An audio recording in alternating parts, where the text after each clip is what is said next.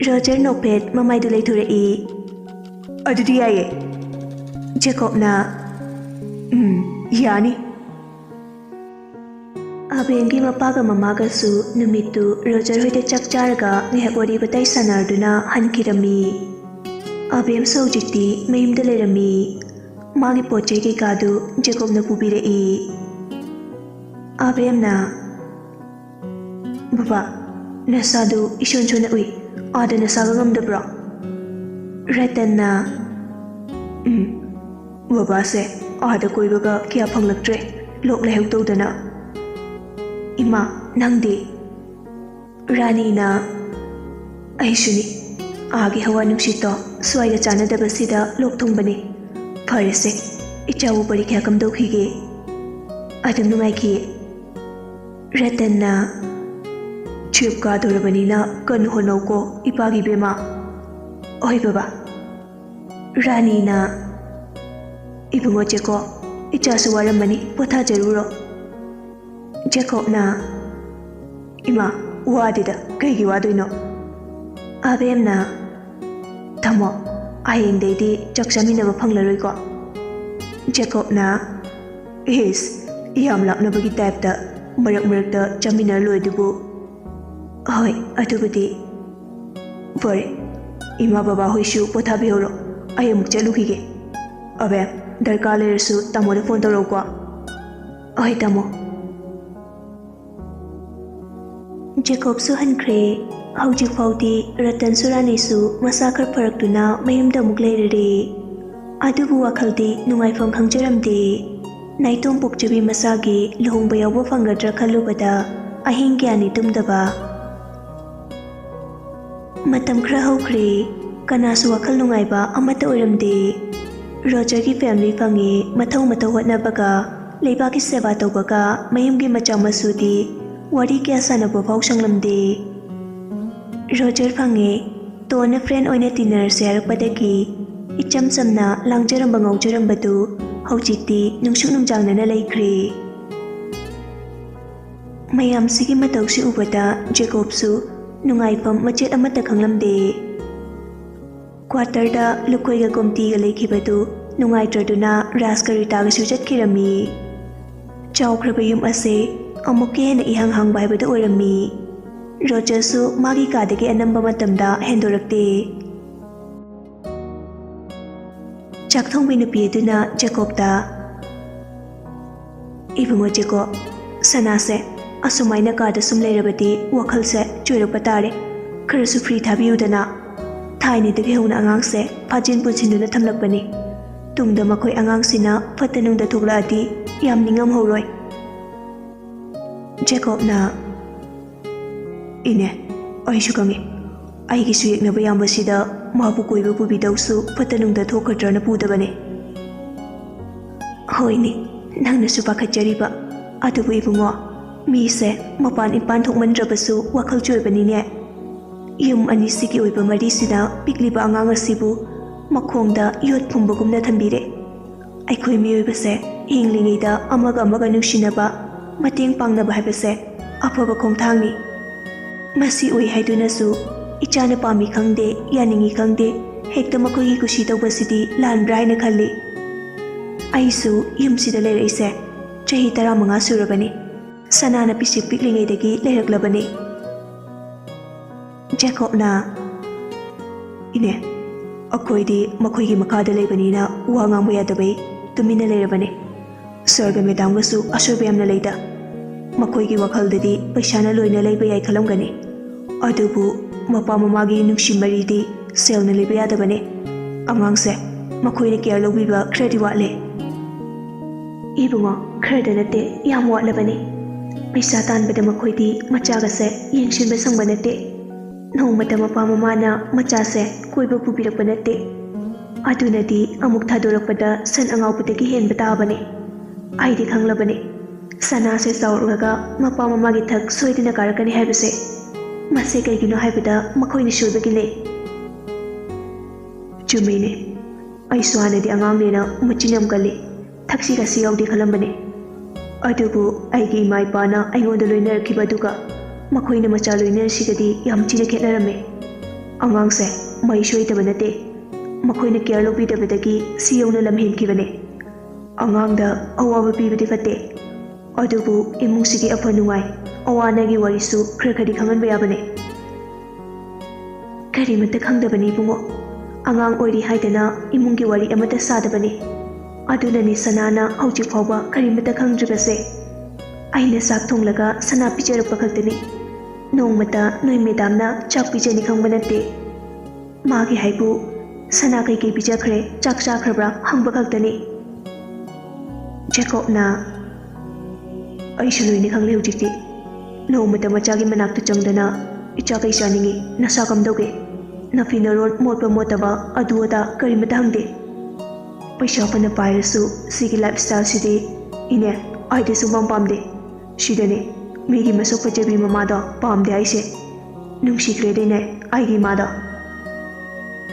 ꯍꯣꯏ ꯃꯆꯥꯕꯨ ꯀꯩꯒꯤ ꯅꯨꯡꯁꯤꯗꯅꯤ ꯃꯤ ꯄꯨꯝꯅꯃꯛ ꯃꯆꯥ ꯅꯨꯡꯁꯤꯔꯤ ꯉꯥꯛꯇꯅꯤ ꯁꯥꯔꯒ ꯃꯦꯗꯥꯝꯒꯁꯨ ꯃꯆꯥꯕꯨ ꯅꯨꯡꯁꯤꯔꯤꯕꯅꯤ ꯑꯗꯨꯕꯨ ꯃꯈꯣꯏꯒꯤ ꯃꯆꯥ ꯈꯨꯅꯨꯡꯁꯤ ꯑꯁꯤꯗꯤ ꯑꯉꯥꯡꯁꯦ ꯄꯨꯔꯥ ꯃꯥꯡꯍꯟꯕꯅꯤ ꯕꯣꯔꯗꯤꯡꯗ ꯆꯍꯤ ꯀꯌꯥ ꯅꯝꯁꯤꯟꯕꯤꯔꯦ ꯌꯨꯝꯗ ꯂꯩꯔꯦ ꯀꯔꯤꯒꯨꯝꯕ ꯑꯃꯠꯇ ꯆꯠꯍꯟꯗꯦ ꯏꯕꯨꯡꯉꯣ ꯅꯪꯕꯨ ꯄꯣꯛꯄꯤꯗꯨꯅ ꯅꯪꯕꯨ ꯀꯌꯥꯗ ꯁꯦꯟꯅꯔꯛꯂꯤꯕ ꯋꯥꯖꯔꯛꯂꯤ ꯍꯥꯏꯔꯤꯕꯗꯣ ꯍꯧꯖꯤꯛꯇꯤ ꯃꯌꯦꯛ ꯁꯦꯡꯂꯝꯒꯅꯤ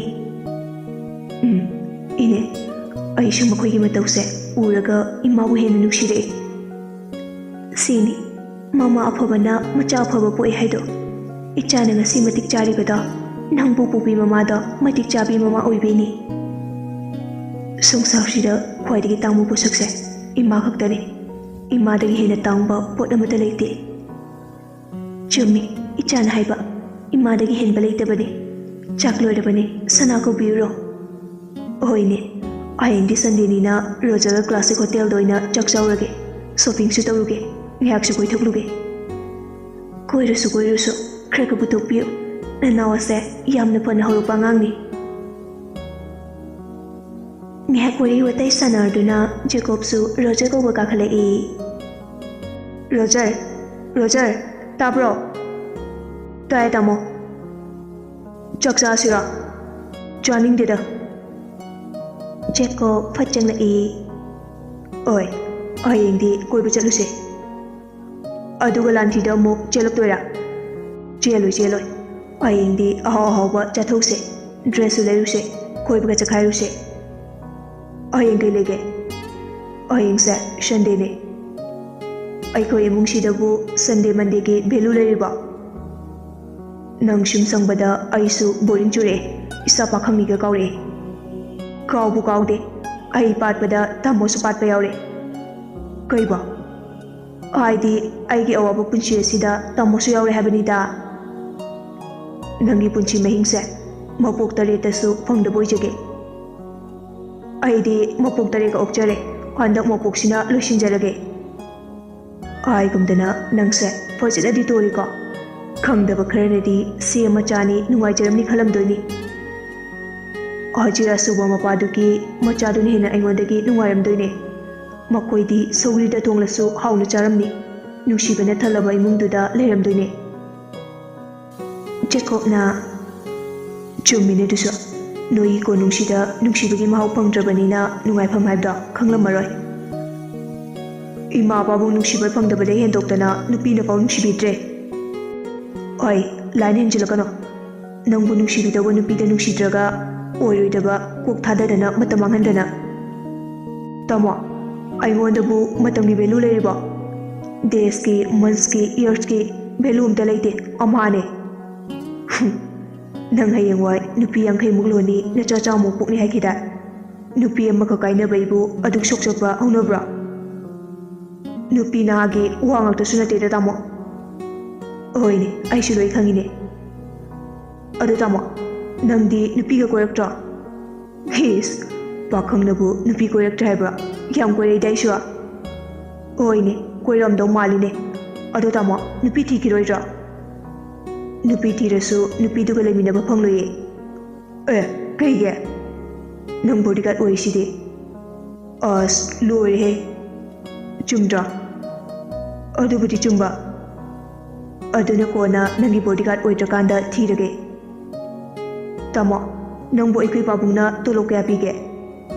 वलक्सपी हाँ असिंबैरा होय मे बापरी अने लुपा 3,000 पियो हाइदी यादे अदुगा एगी बॉडीगार्डना वलक्पीरिबा फक्रबा इमा पाबुंगनी सिदबो अने मखोय सिबदा थांदोकद्रा मखोयगी बॉडीगार्ड मयामसिना थांदोकचनी होय अदुमाय हाइनो खंगदे तामो अबू पोपी इमा पाबुंगसे नुंसिरखिद्रा अई ग्यान तादे मखोयना अहनगा ओइरादी ओ ओले सोमदा लेख्रो सेबा ngamdre हाइदोरिबनी ए येंगुनी मसे अदुमना अहल ओइरबसिंबु इंथोबिबा फतेने नंबो करिगी फतबा अंगांग ओइरिबा अइबु बोर्डिंगदा थमकपदि यारगा मखोयना ओले सोमदा लेबदि कइगी यारोय जेकॉब्सु खुंफंग खंगलमदे रोजगी कोक्सिदा मपा ममाबु नुंसिरबसु पेंदबना पिक थलकपनिना लमन खुमनबगी वखलदे लेरमी जेकॉबना फरे अयेंगसे चाकसु क्लासिक होटल दा चावरसे कोइबसु चलसे अदुगा नोइमुंग अनिसिगी ओइबा वारिदुसु आइने सोइदन लिबिरगे वारिगा तानिंगदे दामो मखोयना मखोय थोकपा आइने आई थोकपा आइने लिदोरिबा वारिसे एक ताबदा नंग अबेम नुंसिदबा ngamब्रेगो अमुक हौरे औरपनेतेदा नोई इमा पाबुंगना लेबाकी सेवा तौबगी वखल पोखिबा अमदि नोई पाबुंग नोइरंबा कंडीशनदो अदुदुने आइने लिबिदोइसे आई तानिंग देमी तामो कई कानदगे मखोयना हारिखै याव हाइबा मचाइगे अपाम पामददि खंबिदबा नंगिबु करी वालिगे एरा तामो निंथौसु मैतान वाली हाइनबने अदुबुदि संसारसिदा लेरिबा मिपुं खुदिमक निंबदि लोइना थुंबा नतेदा अइगी इमा पाबुंगसिदि मचा इतोमदा पोकपा इफाव येंसिंबिनि खंदबने थाइनगी मचा तरा पोकनरिसिंदो कमदौरमने इमाई ngokpungai करीदा ngokningai oige matamgi ahongbani aujikse science ki jukni nungi juksu natana aidi aujiki jukse supam pamjadre matang mapokdadi maira saisika rita ibemaga makoini ki machaoina pokbidaba sidane aina isodani jadoise pelabani nangsidi nang senabada nang loinabada ai ming kaoktore अदुदने आइना आई पातपदा तामोसु पातलब्रा हंगैदो लाओ यारे चक चावरसे एंजांग दो उबदा आई मौरे अदुने चानिंगदेबा जेकॉबना अदुई वादी आइसु चानिंगदेने कोई काननबा मेरामेस तोइने चारगा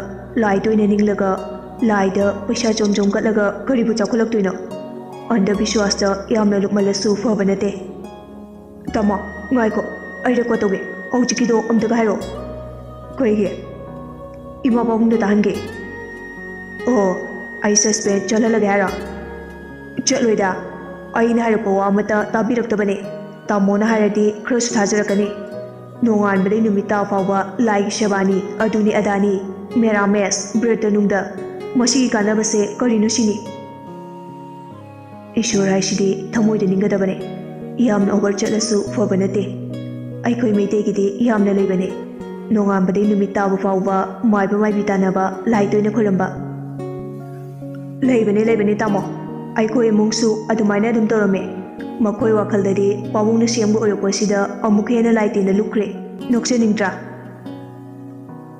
इमुंग अमा yum अमा पानबा हाइबसे लाइदे अम थाजरसु अफबा कैदोंदा ओइदबने माइदा उरिंग थुंबैसु माइबा तानरगा लाइ खुरंबा मंगहा नुवाइतबैसु माइबा तानरगा लाइ खुरंबा कैनोम चटबैसु कैनोम तौबैसु माइबा माइबी तानबा मखोइबु हुनबा सिदबगी वा नते मनबा हाइबसे अफबा नते हाइबनिदा खुदम हाइबु नंग फट्रिसिनि रोजर ngakna अदुदि हेमंद्रा नंबु फब्रने अयम फट्रबा हाइसे खंगदे अइदि इमा पाबुंगना फलंदबने अदुने आइना हाइसे नंग फतन हौरप नते खुयोग चुंगदबैने अदु तामो नंगदि कमाय योलके अइदि इपा इमाना याम चिंचिम फुरैदा अदुनबु इपा इमा हौजिफाव खिरिबने नंगदि चयम वाटलबने अदुनबु नपानमागी थकारिबने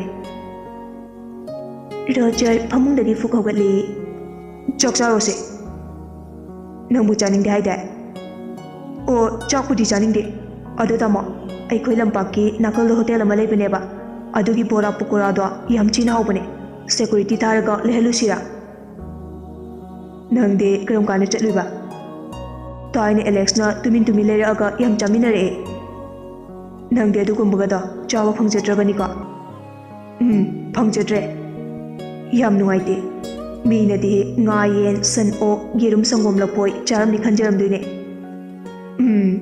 ꯁꯣꯝꯗꯗꯤ ꯃꯦꯔꯥꯃꯦꯁꯇ ꯊꯋꯥꯏ ꯂꯥꯟꯗꯣꯔꯦ ꯅꯣꯏ ꯏꯃꯨꯡꯒꯤ ꯆꯠꯅꯕꯤꯁꯦ ꯑꯩꯅ ꯈꯔ ꯑꯣꯟꯊꯣꯛ ꯑꯣꯟꯁꯤꯟ ꯇꯧꯕꯤꯔꯝꯃꯨꯔꯣ ꯇꯧꯔꯝꯃꯨ ꯌꯥꯏ ꯇꯥꯃꯣ ꯅꯠꯇ꯭ꯔꯗꯤ ꯑꯕꯦꯝ ꯌꯥꯝ ꯋꯥꯔꯅꯤ ꯑꯗꯨꯅ ꯈꯔ ꯑꯣꯟꯊꯣꯛꯄꯤꯔꯝꯒꯦ ꯀꯗꯥꯏꯗ ꯑꯕꯦꯝꯅꯣ ꯑꯃꯨꯛ ꯀꯣꯠꯁꯤꯜꯂꯛꯏꯁꯤꯅ ꯇꯟꯖꯥꯗꯨꯗ ꯆꯥꯛꯊꯣꯡꯕꯤ ꯅꯨꯄꯤꯗꯨ ꯆꯪꯂꯛꯏ